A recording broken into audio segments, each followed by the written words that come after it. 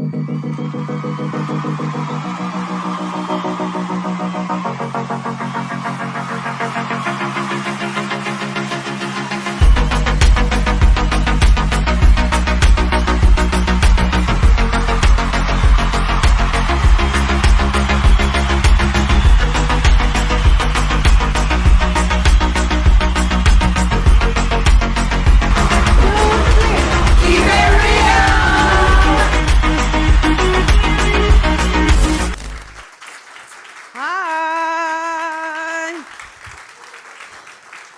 Good evening, everyone.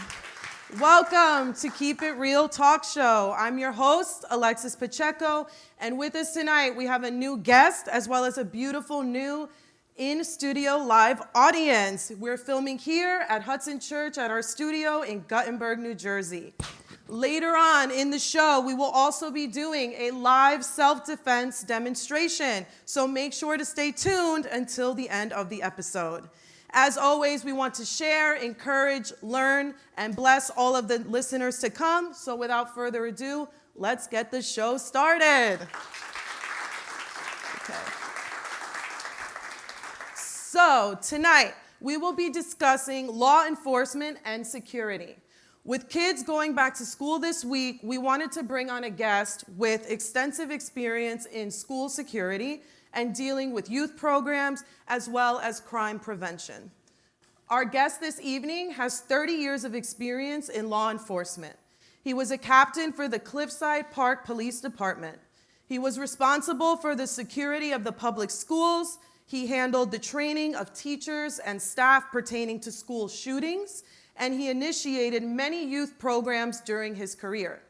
He was certified as an active shooter trainer at the Bergen County Police Academy. Throughout his career, he also held the titles of Crime Prevention Officer, Community Policing Officer, and he was on the command staff for the Bergen County Rapid Deployment Force. Although he has since then retired, our guest is currently still a school security officer at a local charter school. He has published 4 children's books and is working on a murder mystery currently. So let's give a Keep It Real welcome to our guest, Captain Anthony Fredo.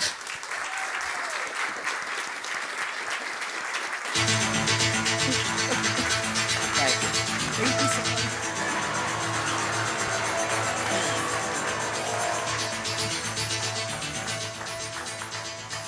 Welcome, Captain. We are so happy to have you here with us tonight. Thank you for having me here.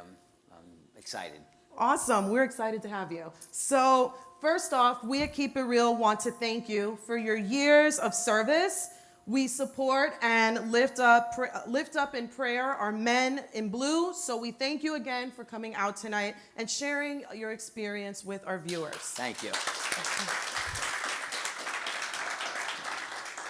So, Captain, in going over your bio, it was evident to me that you have an extensive background when dealing with schools and youth. So I'm assuming you really enjoy it because you're still working in that field. So my first question tonight for you is, in your opinion, how has school security changed over the years, and can you shed some light on the pros and cons? Yes, well, it's a great question, actually. So if I can go back 30 years, we'll say, when I first became a police officer, schools were wide open. Anybody was able to walk into a school. Now, take 30 years ago and then go back 50 years, 70 years. The schools were not secured. But they weren't secured because, you know, it's a safe haven for the children. There was a lot of respect in the community, and it was like taboo to do anything wrong around a school. We never had security because we thought we never needed security. But interestingly enough, after doing some research, when we started to put a program together in Cliffside Park, there's been school shootings since the turn of the century. It's nothing new. It's new now because it's more frequent. So some of the early disasters in schools had to do with a bombing, or just people going into a school and abducting a child, right up to a shooting. But as time progressed and weapons became different and school shootings became different, security would just be turned over to the principal. And the principal would be the one to monitor the front door or tell the teachers, make sure nobody comes in school. And in some cases, students were told, all right, you're going to be the hall monitor today, and you're going to watch the front door, and you're going to watch the back door at the cafeteria time. Now, fast forward to present time, we have armed security guards at the doors. There's one way in the school and one way out of the school, which is extremely important. And there's cameras everywhere. So it has changed exponentially. And do you have a preference of like style over the years? You're obviously more in favor of more of the security, how it's come, but do you notice, like how you said that before we felt safer because people knew like respect. They knew that it wasn't a concern, it wasn't like a fear, versus now do you think that it's more that it's more in our face now, or do you think it's just more happening more? It's both. It's more in our face, and it's happening a lot more. When we talk about school security, I can ask anybody in this room, why do you think we need school security? And the first thing that comes to our mind is shootings, right? We worry about a shooting, somebody coming in and shooting. But you have to remember something. There's times where an angry parent will come into a school and want to go after the teacher, and it has happened. Hasn't happened in our school, but it has happened. It happened in my police career in Cliffside Park. So security should be for everything. Or you get a person that is part of a gang, and they have it out for another gang member or something. So they're not actually coming in to shoot the school up, but they're coming in to beat the person up, hurt the person, or have a confrontation with the teacher or the principal. I know of a case, and it's still being talked about now, but where a parent came in and wanted to go after the principal, and the principal had to lock themselves in their office. So it's not only about school shooting, but it is more, to answer that question, because just society alone it's changing now. Like we're seeing more and more violence from a lot of different people now. It's not just a criminal person. Yeah, and I remember just thinking back when we were in high school, like you said, you could just walk in, and it brought me back to, we used to be able, like we would call out for each other and pretending to be each other's parent, and call out, and we used to get away with that kind of stuff, and now it's not like that. I feel like I'm signing a permission slip just for my kid to breathe. So it's definitely a difference, and I've only been a parent for like 5 minutes. So I just don't know what it's going to be like by the time we get to high school. Buckle your seatbelt. Yeah. So moving on, something else I found interesting in your bio was that you were the terrorism liaison for the police department at one point. Can you share with the audience what that entails, and if that training spilled over into your work with schools and school security? It did. Terrorism is kind of a new thing. It's been around a long time. The word's been around a long time. So we'll take, in my case, being a terrorism liaison officer, you had to go for certain training in terrorism and whatnot. But what we would do is, a perfect example, we had a secretary from one of our schools thought that one of the children's parents was a terrorist. So she would call headquarters and say, I'm suspicious of this person. Or if anybody called our headquarters and said, the people that live next to me, they're up all night, they're back and forth. And unfortunately, sometimes, because of their ethnicity, they might be Middle Eastern, they might be Japanese, they might be Italian. They would put a label on it. And then especially after 9/11, if you were a Middle Eastern person, everyone thought you were terrorism, which we all know is not true. It's a great number of Middle Eastern people that were absolutely wonderful people, and they had a bad time back then. So what we would have to do is we would have to take the complaint, and then I would have to look into the complaint and decide, do I call the FBI now? Because had a direct line with the FBI. And if we thought it rose to that level, we would call the FBI, and then the FBI would come in, and then they would do their investigation. Most of the time, it was nothing. Some of the times, it would lead into other crimes. So it helped us out with that part of it, you know. So it sounds like a big, scary thing, terrorism liaison officer, but it really was. I was a liaison between our borough and the FBI, and every borough, even today, has to have one, has to have a liaison to the terrorism, you know, networks and the FBI. And did that training help assist you with school security? Were you able to implement things from that training into what you do now, or they just separate lanes? That training, the training did get implemented in, because there's a thing called situational awareness. And situational awareness is very important. It's for everybody. It's for coming to church during the day, or at night, or on the weekends, or on holidays. You have to know your environment. I would tell my daughters or my wife, when you leave the mall, don't just walk to your car. You have to look around. You have to, you know, don't be embarrassed to look somebody in the eye that might be looking at you. But again, I see it all the time. People who just walk to their car, they got their bags on, they open the car, and they just get in. They never looked around. Or a person will go to a bank, and they'll be at the ATM machine, and they're not aware of what's going on around them. You know, I mean, it takes a lot, but I say you get out of your car to go to the ATM, you should look around the parking lot. If you see somebody sitting in a parking lot, or two people, and there's nobody at that ATM machine, what are they doing there in the parking lot? Are they waiting for somebody to come in? You know, what are they doing? Or if somebody's across the street and you're walking and they're walking, and you stop, they stop. Well, it's situational awareness would tell you, I think something's wrong, I think something's going on. And at that point, you have to not be a sheep or a lamb.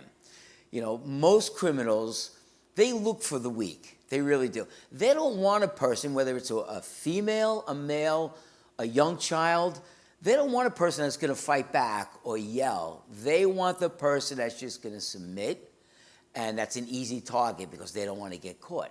So they're going to go after the easy target. But if you walk in with your head up, you're looking around, if somebody looks at you, you look. I'm not saying to look at them and get in a confrontation, but a lot of people, when someone's walking down the street and somebody looks at them, they right away, they turn their head, they move away. No, look at them in the eyes too. Maybe they'll get a smile, maybe you won't get a smile. But they know now that you're not a pushover. So I use that training that I got from that into the school training. So we were able to tell the teachers, you know, situational awareness. Well, how does that work in a school? Well, if you're sitting in your classroom and you look out your window and you see a car outside, you see somebody that's walked past a couple of times, you know, that could be a sign. Say something and do something. And yes, thank you. You brought up 9/11, and that actually brought me back, because I think for people, at least in my generation, that's the biggest example that comes to mind when you think of, you know, terrorism that we experienced. And I remember being in school when that happened, and I was in 6th grade. I went to public school number 4 in Fort Lee, shout out, which is literally like 20 minutes away from the city. So for us and neighboring cities and towns like Cliffside, et cetera, that whole situation was physically, you know, tangible. It was in our backyard. And I remember that there were kids in school with parents that worked at World Trade, and so, you know, it was very close to home, and there was that panic and people getting picked up from school. And definitely after that, like you mentioned, things, I felt at least, security was taken to another level wherever you went. And as time has progressed, like you also mentioned, you know, more shootings now. So you're not just worrying about terrorism, you're worrying about bombs, you're worrying about shooting. So And it's becoming almost more of like a trend, or at least it's in your face more now than it's ever been. So it just added security threats. So I wanted to ask what advice or encouragement that you could give the teachers or parents or even students themselves when it comes to school shootings. All right. All schools now are required by state to do drills, lockdowns. You might have heard of these. Lockdowns, shelter in place, evacuations, reverse evacuations, and of course the fire drill. When the child is in that situation, a lot of times they're scared. No matter how many times they drill, when they hear lockdown, they know why we're locking down, okay? So I think what we have to do is, for added security, it's going to sound crazy, but we actually have to get the children comfortable. And it's kind of like an oxymoron, because how do you make a child comfortable if there's an emergency, if there's something to be afraid of? Well, the calmest person in the room usually survives. You know, I know you have security here because, unfortunately, churches have had problems, synagogues have had problems. So one of the most important things is, and if I'm answering the question correctly, if I'm not, just, when a child is in a situation where they have to do a lockdown or shelter in place, a lot is going through their head. I see it now. I saw it when I was a cop, and I still see it now. Just recently, we did a lockdown in the school I'm working in, and the kid was crying. He cried the rest of the day. And the teacher, she approached it, but she had to teach again. So when I saw the child, I says, I said to the teacher, why don't you tell the parent, when the parent picks him up, that we did a lockdown today, and now what we do is we send a letter home, an email home to the parents, or a text message to the parents saying that we did this today. So if the child comes home and they're scared and they're worried about something, the parent knows what to do and how to talk to the child. But what I spoke to the child about, I told the child, it's just like baseball. You know, we're practicing to get better at what we do. We're practicing. It sounds scary, but if we don't practice, we won't be able to protect ourselves if something happens. Now, he then said, well, I'm afraid I don't ever want this to happen to me. I go, it won't probably happen. But if it does, wouldn't it be great to be prepared like you would in a baseball game or a football game or a soccer game? You know, be prepared. So you realize that if the child is relaxed, they're going to listen to the teacher more. They're going to do something to help themselves more. And what I mean is that you have to do something. You know, I know they're going to be doing self-defense, but what we've learned is when we do these lockdowns, and we do real simulated ones, but the children aren't in the school, people freeze. And when people freeze, that's how you get in trouble. That's how you get hurt. So we would tell a teacher or tell a student, do something. I don't care if it's putting a chair in front of you, yelling, screaming, do something.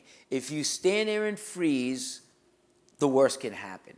So making the child, to answer the question, making the child comfortable in knowing that if something happens, it's still going to be okay because I'm going to do something. Something might just be as simple as listening to the teacher, because a lot of times they don't listen to the teacher.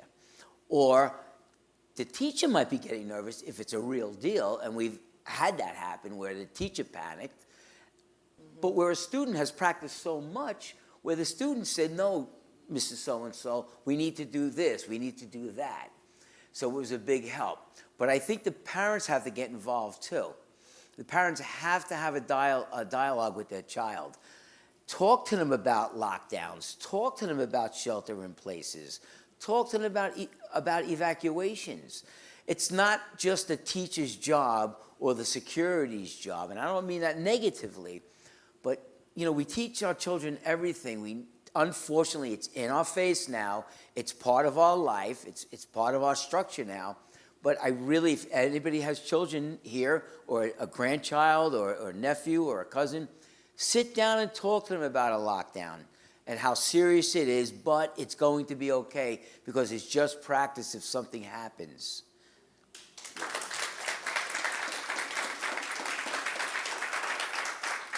I know as a parent, especially, having kids growing up in a prominent area like we're in, so close to the city and all the action, we have to be alert, we have to take precautions, we have to, all the things that you're saying, and have these conversations with our kids. And something else that's, essential in my household is prayer. The Bible teaches us that we have authority and we have angels, and, so it's important to send them out ahead of us to protect us and our households. So I've learned as a parent, yes, yay, clap for Jesus. Okay, we'll take it. As a parent, though, I've learned that prayer is super powerful when put into practice correctly, and I really encourage all my mama bears out there, and dads too, and the big daddies, dust off your Bibles, download the Bible app if you don't already have it, and dive in to see also what the Word of God has to say about protection. Okay, so, yes, I'm going to go with this one. Okay, given the current social climate, what do you see as a challenge, one of the bigger challenges that we face as a community now with law enforcement? Oh, save the hard one if for I last. can be totally honest, and I'll use a very common word now, it's wokeness. It's allowing society to start dictating what they think their norms are, or not everybody in society, but they're dictating, and they're taking away this moral compass. They're taking it away from the police department. They're taking it away from good people that want to raise their children the right way. I mean, when you have a group of people saying A, B, C, and D, and it just goes against what your moral standards are, and then if you don't go along with it, you're the wrong person, that carries over into law enforcement, because now you're seeing some kids think they can do and say whatever they want. Some adults think they can do and say whatever. Look what's going on in California. These smash and grabs. They're just, we're going to get a group of people, we're going to break the door down, we're going to go in, nothing's going to happen to us, because it seems to be being accepted by some people in society, and then it's just running rampant. So that's one of the biggest things, this whole movement now, and it's hard for law enforcement. I mean, they're handcuffing law enforcement's hands and saying that, you can't, you can lock the person up, but we have to set them free right away.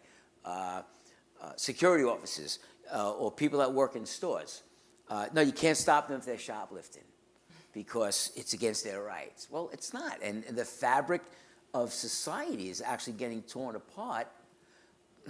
You might want to say evil forces or whatnot, but it's getting torn apart where law enforcement now is so handcuffed that they don't want to, I'm not saying they don't want to do anything, but it's harder for them to do things because society seems to be against them. And I think also the news media is probably one of our biggest struggles too. They're not telling the truth. A police officer could do something really, really good, save somebody's life, and they'd rather talk about the police officer that accidentally, was speeding and went through a red light and caused an accident. I'm not saying that's right, but the priorities are really upside down right now in society, and that's going to be a difficult thing to overcome for law enforcement, as it is for parents too. I mean, the school I work in, there's rules have been changed, and there's certain things you can and can't do now. Fortunately, though, because the state's involved with security, I mean, there's one way in the school and one way out of the school. That's the best way to be. It should be the same for the church.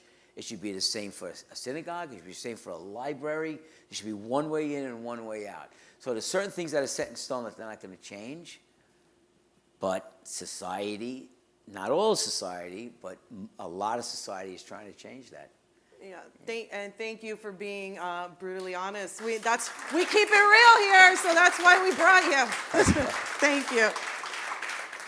So now you killed it in law enforcement. You're killing it as a local security officer. How did you go from that to being a published author? Well, I get a little personal here. So I liked poetry as a kid. So growing up as a child, I would look towards poetry, and I think it was third grade. I still have the trophy.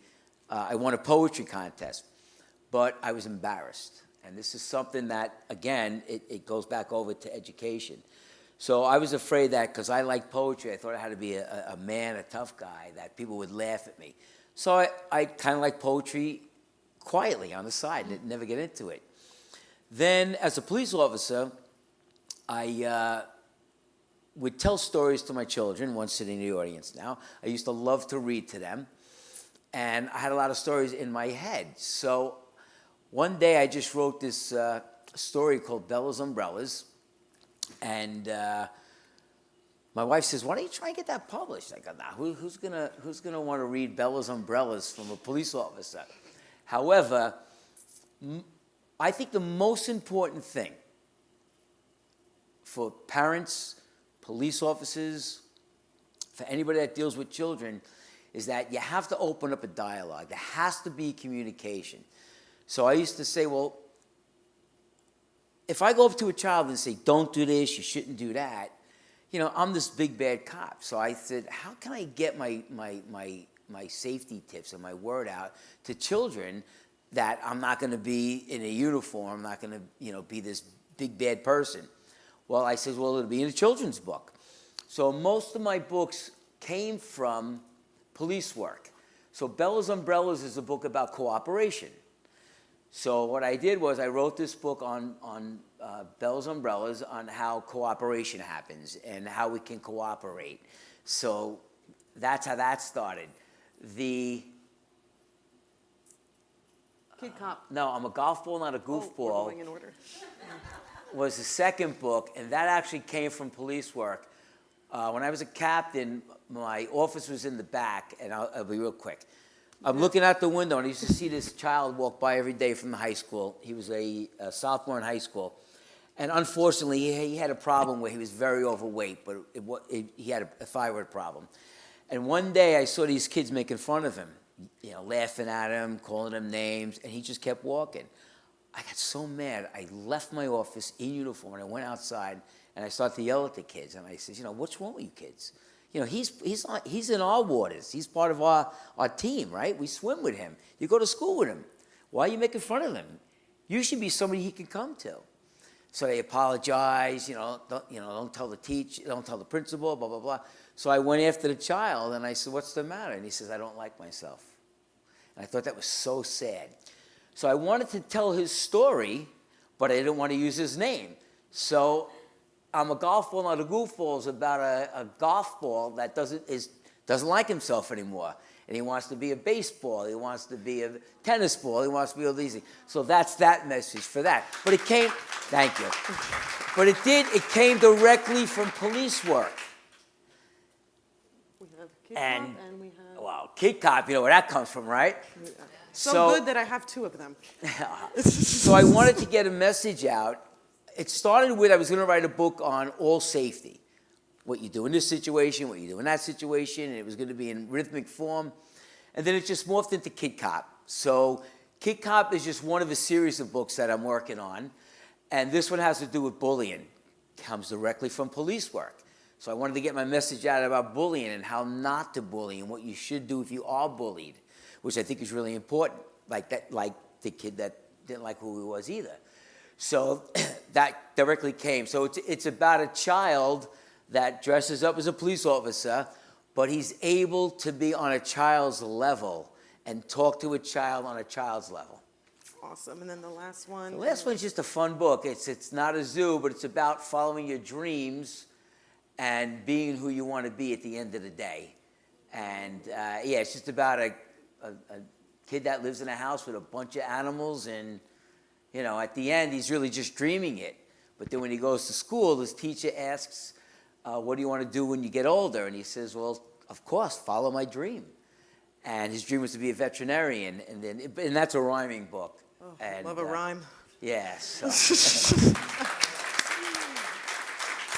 So we're gonna open up to see, I think we have time for maybe like 1 or 2 questions. Yes, and I'm Italian, so my wife says I'm a Gaccrione, and that means I never shut up. So you know Gaccrione, right? So I'm sorry. No, don't apologize. So if you guys have any questions, you can still turn them in.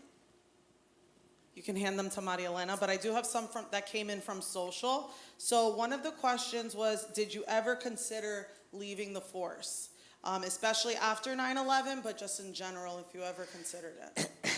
No, actually, after 9/11, and that's a great question because I know a lot of police officers that did leave after 9/11 and just got so fed up with what's going on today. No, it just made me want to be a police officer all the more to help. I mean, remember after 9/11, everybody was wonderful. Everybody loved each other. Problem is everybody forgets, but you can't forget. So no, it didn't make me want to leave. It just made me want to work harder and more. Awesome. And to tie in with that, another question was, what made you want to become an officer? I always wanted to be a police officer, and there's that old saying, "Oh, because I want to help people." Well, yeah, I wanted to help people, absolutely. But I'll be keeping it real here. I was a young child, and there was a pizzeria in Cliffside Park. I can't remember the name of it, but I was in there right before Christmas time. I was in 7th grade, and they had pinball machines in there. It was a pizzeria, and what I'm about to tell you, you realize it wasn't only a pizzeria. And I remember seeing the owner of the pizzeria sitting in the back. And I was there with a friend of mine, John, and we're playing pinball, and it's his turn. I'm just standing there. I see this really big, mean-looking guy walks in, and he's talking to the owner of the pizzeria. And he's extorting him. And he's going, "I want the money, blah, blah, blah." And the poor pizzeria owner goes, "Yeah, but it's Christmas time. I got presents for my children." This gangster, or lack of a better word, whoever he was, says, "Well, I got kids I gotta buy presents for too." And I can't get this image out of my mind. He looked like he wanted to cry, and he was handing him over the money that he had. And I never forgot that, how this guy was bullying, I guess, a local restaurant owner. And, looking at it a year later, in high school, I realized what was going on, and I don't know, it's just something I just like to help people. I'm blessed. Being a police officer is not a job, it is a calling. Amen. And I was put, like all police officers, we're put in situations where we can help somebody. Sometimes they're dangerous, but sometimes they're not dangerous. Sometimes it's somebody's blocking somebody's driveway. But to that person, it's a big deal. So I can help the person. So I like to be put in situations where I can make a difference for people. So that's a great question. That's why I wanted to be a cop. I love it. Awesome. One of the questions from the audience was, what do you think about the law that's coming out in some states that teachers must be armed in schools? Another great question, my goodness. I've thought about that. I believe in the Second Amendment. I think I think if you're a law-abiding citizen, you have a right to protect yourself. And I was a firearms instructor. And people used to say to me, "How could you say that? You're a cop. How could you say you want to..." Well, listen, the criminals have weapons.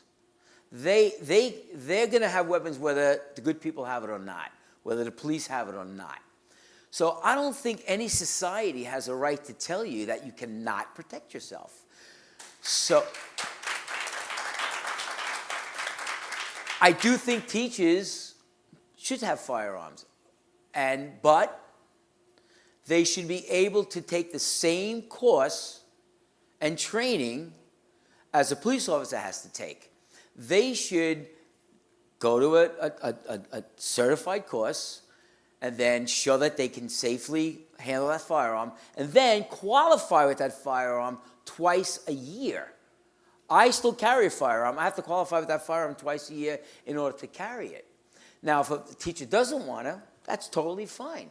But I just have a hard time with people not being allowed to protect themselves. If you're walking through a parking lot and a person has a gun, well, guess what? They're here and you're here. What do you do then? So, I mean, there's other self-defense things that you'll learn about, but I'm actually okay with that. Okay, awesome. And one more question.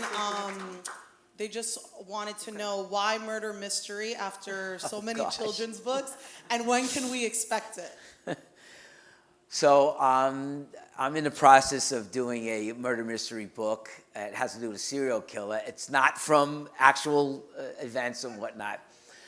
I like to write, and I started to delve into writing for an adult fiction book. And I just find it so interesting. The research is interesting. The thought process is totally different. When you're writing for a children's book, you have to know the audience. You have to know who you're writing for. Same thing for an adult. You just can't sit down and pen a story.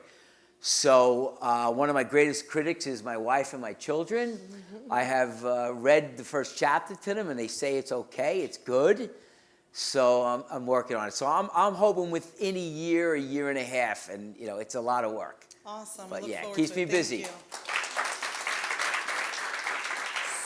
So where can they purchase your books?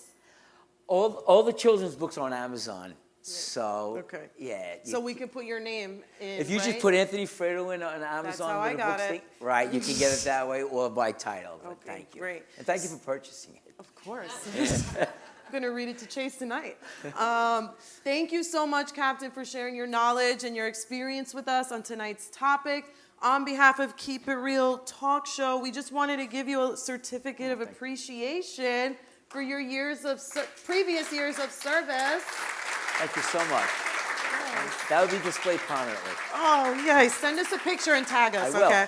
All right. So, again, for those interested, you can purchase the books on Amazon by looking up his full name, Anthony Fredo. Also, like I said, be on the lookout for that murder mystery. I know it's going to be juicy. So next, we're going to do the self-defense demonstration. But first, let's give one last round of applause for Captain Anthony Fredo. And thank you. Thank you, everybody. Thank you. Thank you so much. Thank you so much. Thank you. All right, guys. So before we conclude tonight's episode, we're going to bring out another guest who is going to help us demonstrate some self-defense moves. Our guest has practiced mixed martial arts for over a decade. He's a brown belt in Brazilian Jiu-Jitsu. He's a I don't know how to say this one right, Muay Thai and Judo practitioner who has competed in both as well as in MMA. He is also a high school wrestling coach. So let's give a Keep It Real welcome to Desmond Towns.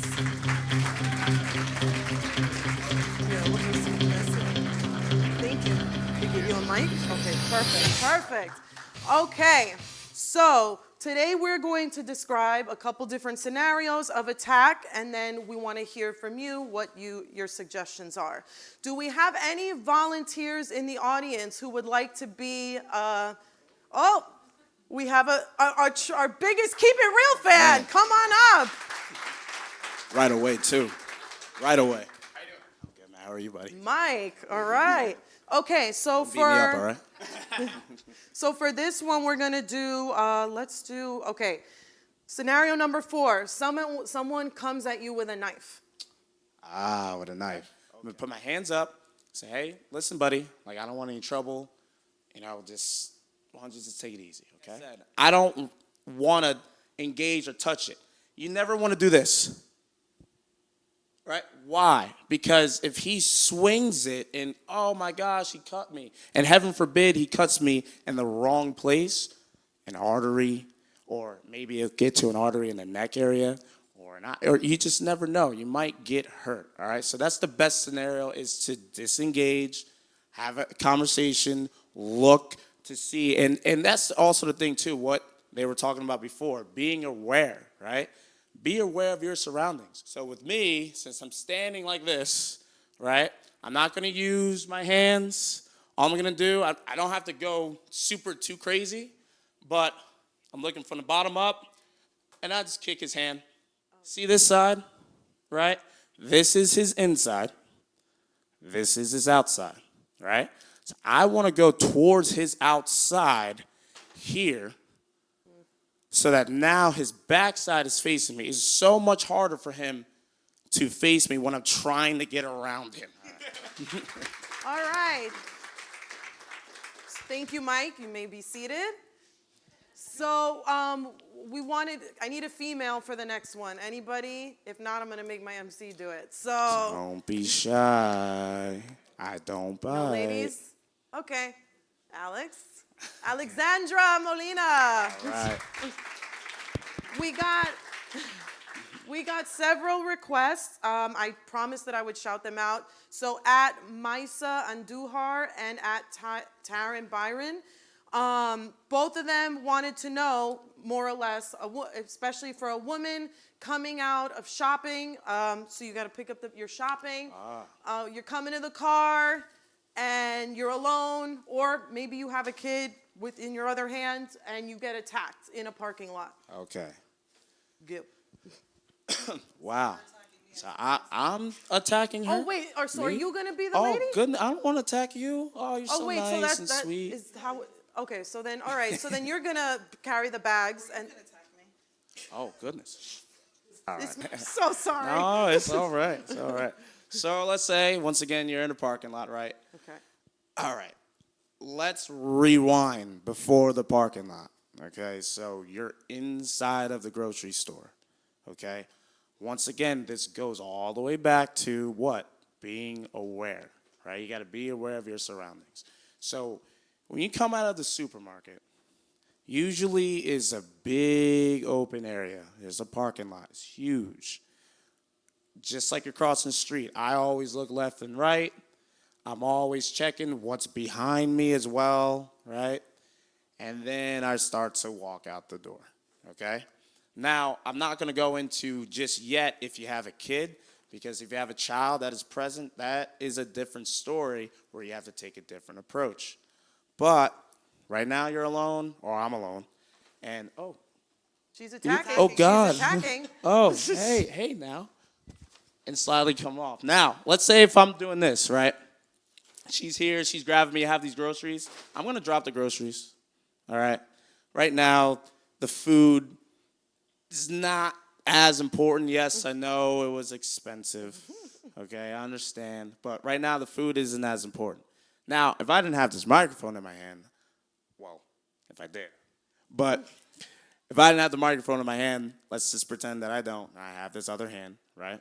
She grabs me. Now, let's say in this situation, I'm usually the female, and they're the male, they're a lot stronger, right? Boom, we get here. Now I'm like, excuse me. Can you please let me go, right? But it's excuse me, and you're like looking around for help. Now, I would scream, help me, danger, danger, danger, help me, danger, danger, danger, help me.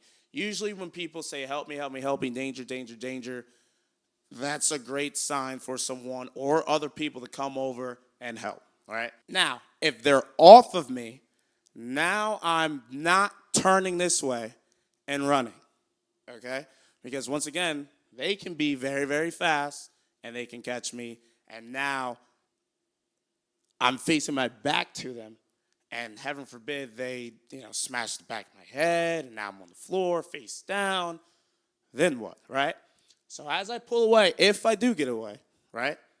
Now I'm here, now I'm backing up, I'm going around the car, I'm going around the other car, having my hands up just like this, just for precaution. Never like this, never in your pockets, always hands up, just like this, just in case. Maybe they have a weapon or something, they might throw it at me. Now, once again, I'm not saying that you have to go full Cobra Kai, strike hard, strike first, no mercy, Jean-Claude Van Damme, like do a split in the midair and, kick them. But at the same time, you might want to use a little bit of aggression, just a little bit, just to let them know, hey, like, this is not the right fight for you to do. This is not okay, all right? Boom, you grab me, boom, boom, all right?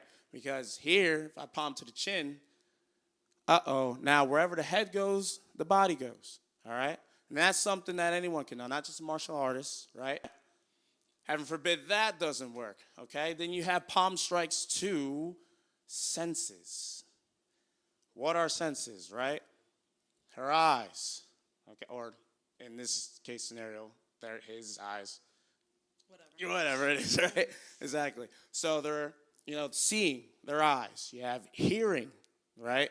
Their ears. You have smell, to get away to be safe, all right? If that's not working, maybe they grab you and maybe they put two hands on you, especially females.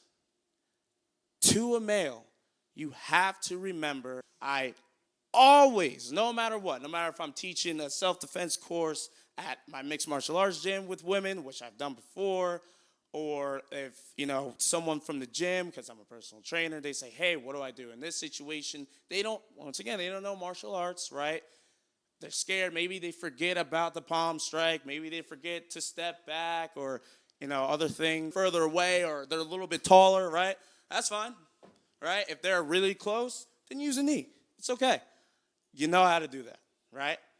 And it will hurt if they go down. That's great. A little bit further away so that even if they're behind me, heaven forbid, big and strong, boom, they hit me, I fall, I can fall on the child. You don't want any of that. So you don't want the child too close. You don't want the child too far either. As a parent, you should prepare your child for situations where how you get and how you hold them and how you grab them, they know that it's about to go down, right? Like, hey, we need to get to safety. Pull them behind you and scoot them back a little bit, okay? Make sure, yes, it is enough distance, but not too far where, you never know if there's somebody else that's coming. If they have a partner, they have a friend. Hey, man, get the bags and let's go, right? And they have the car running. If they have the car running, heaven forbid, they can snatch the child. You just never truly know the situation, right? Their eyes, maybe, if it gets a little too out of hand and you're really getting attacked, right? Now you have to fight back. As scary as it is, you have to fight back. And understand, right? Just try to remember those senses, their eyes. Ladies, majority of you have nails. Use them, right? Not just to look good and glamorous and look at me shine. No, not just for that, right? Sometimes you gotta claw. But don't just aim for something, right? Aim for the eyes. If they can't see, a lot of their ability and their chances to hurt you diminishes, right? The ears. Pulling an ear hurt. Big hands, big strong. Oh, goodness. Yeah, it really, really hurts, right? Yeah, you can pull on ears. Maybe even slap the ears, right? I like to slap both, okay? Boom, now it's ringing. Everything's ringing, and it hurts as well. You can slide up and get away and run. Go grocery shopping either in the morning or in the middle of the day. That way more people, yes, are there, right? Especially if you're going by yourself, and more people will be inclined to help you.